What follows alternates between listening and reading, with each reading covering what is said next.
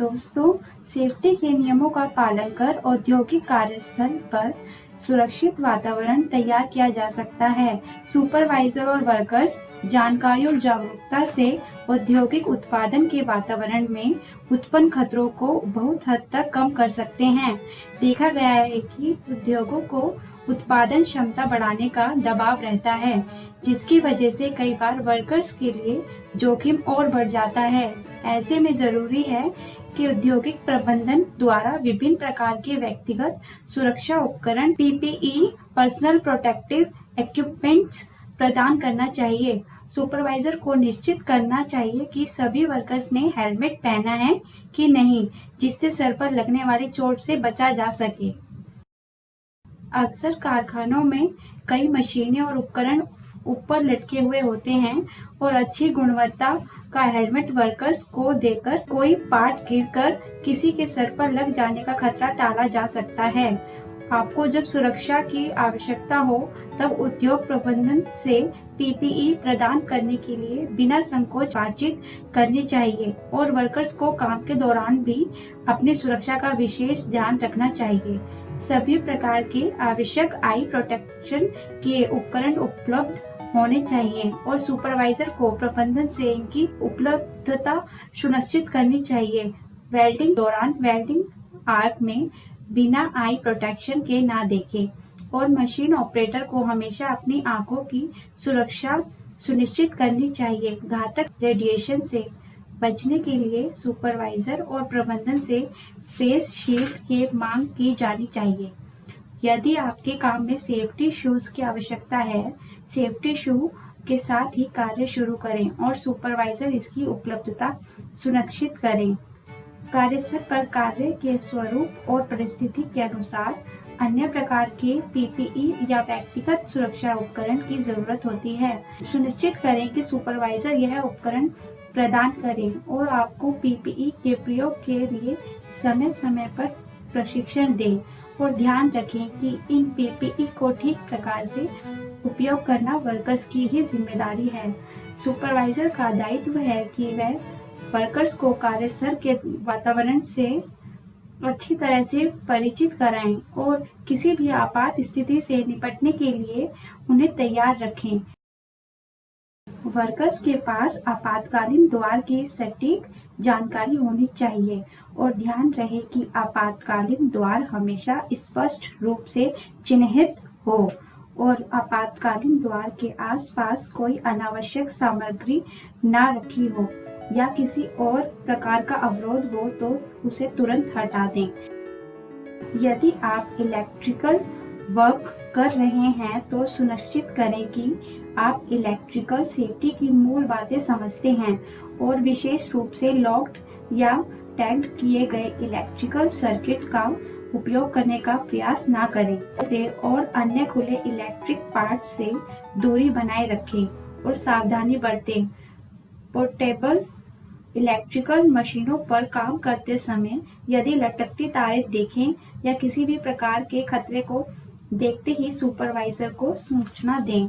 Metal parts को आकार देने, काटने या जोड़ने के लिए मैकेनिकल पावर प्रेस मशीन द्वारा अधिक दबाव निर्माण किया जाता है, इसलिए यदि आपको इसके उपयोग करने की ट्रेनिंग प्राप्त है तभी इसका उपयोग करें, अन्यथा इससे और किसी भी मूविंग पार्ट से दूरी बनाए रखें। मशीन गार्ड आपकी सुरक्षा के लिए होते हैं और यदि आप देखें कि गार्ड वहां मौजूद नहीं है या पहरा नहीं दे रहा है तो उस मशीन का उपयोग ना करें और किसी भी परिस्थिति में मशीन पर लिखी सूचना को नजरअंदाज ना करें और किसी भी कारण से टैग या कार्ड ना निकालें।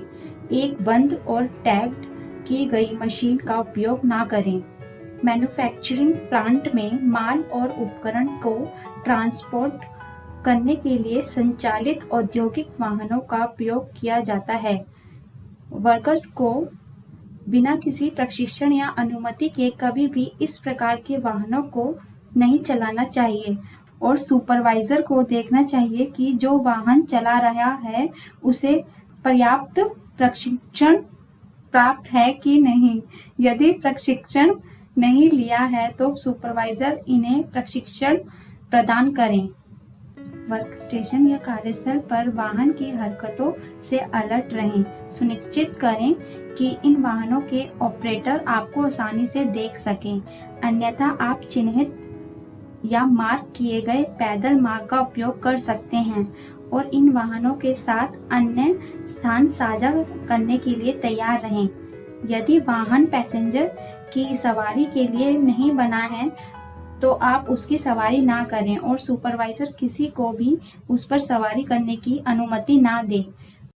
प्रबंधन द्वारा सामान को उठाने या ढोने के लिए उपकरण या लिफ्ट की व्यवस्था की जानी चाहिए और सुपरवाइजर वर्कर्स को इनका प्रशिक्षण प्रदान करना चाहिए और इन उपकरणों या लिफ्ट के उपलब्ध होने पर वस्तु सामग्री या अन्य किसी सामान को ना उठाएं, ना पीठ पर लादें, बल्कि इन सामान को उठाने वाले उपकरणों की मदद लें।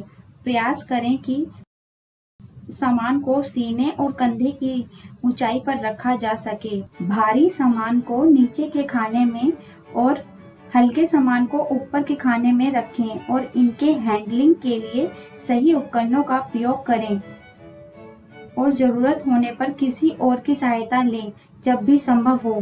भारी वस्तुओं को हल्की वस्तुओं के नीचे रखें।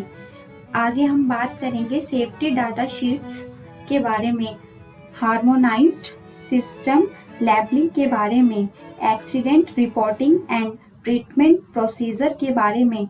ओशा के प्रारूप में MSDS यानी मटेरियल सेफ्टी डाटा शीट की SDS यानी सेफ्टी डाटा शीट है। इस वीडियो का उद्देश्य है आपको सेफ्टी से जुड़ी जानकारी प्रदान करना, जैसे केमिकल्स का उपयोग कैसे करें, पिक्टोग्राम्स या लेबल्स को कैसे पढ़ें। SDS में 16 सेक्शन दिए गए हैं जिससे वर्कर्स को SDS को समझने में आसानी होगी। याद रखें, सेक्शन 1 से लेकर 16 तक सभी ओशा द्वारा निर्धारित सेक्शन हैं। सेक्शन 1 में है प्रोडक्ट मैन्युफैक्चरिंग की पहचान, एड्रेस और फोन नंबर। सेक्शन 2 में है हैजर्ड आइडेंटिफिकेशन यानी जोखिम की पहचान करना और खतरनाक रसायन और उस पर लेबल को समझना।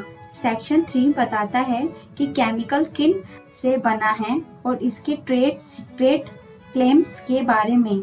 सेक्शन 4 बताता है फर्स्ट एड के बारे में, जैसे फर्स्ट एड की जानकारी, लक्षणों को पहचानना और ट्रीटमेंट की आवश्यकता हो को पहचानना।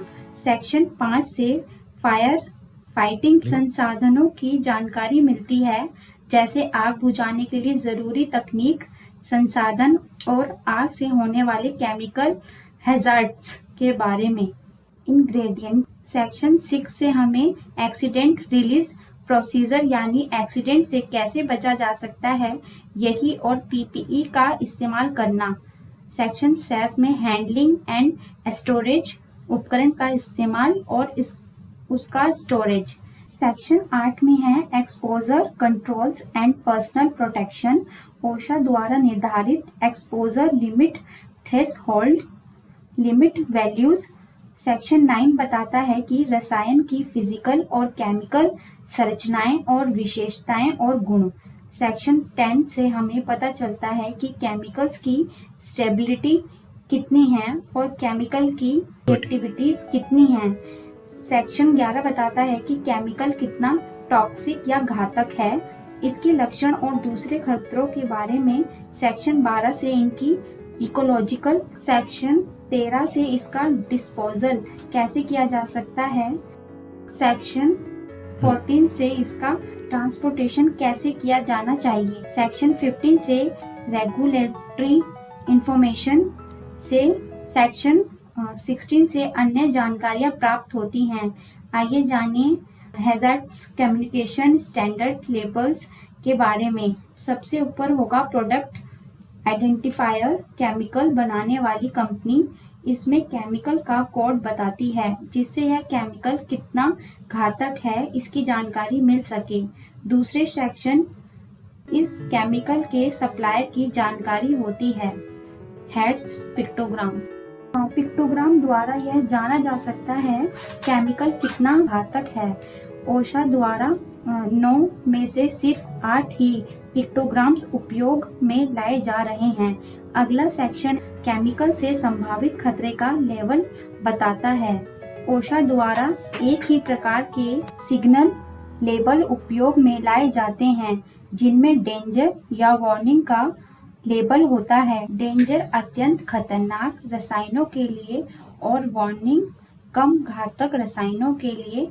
अगला सेक्शन है प्रिकॉशनरी स्टेटमेंट्स का। इसके द्वारा केमिकल के संपर्क में आने से बचने के उपाय या उससे उत्पन्न खतरे को रोकने के उपाय होते हैं।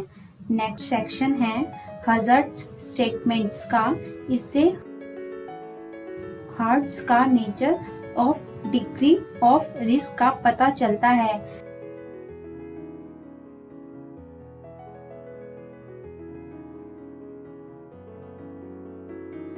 सप्लीमेंटल सेक्शन में आप किसी और संभावित खतरे की जानकारी दे सकते हैं।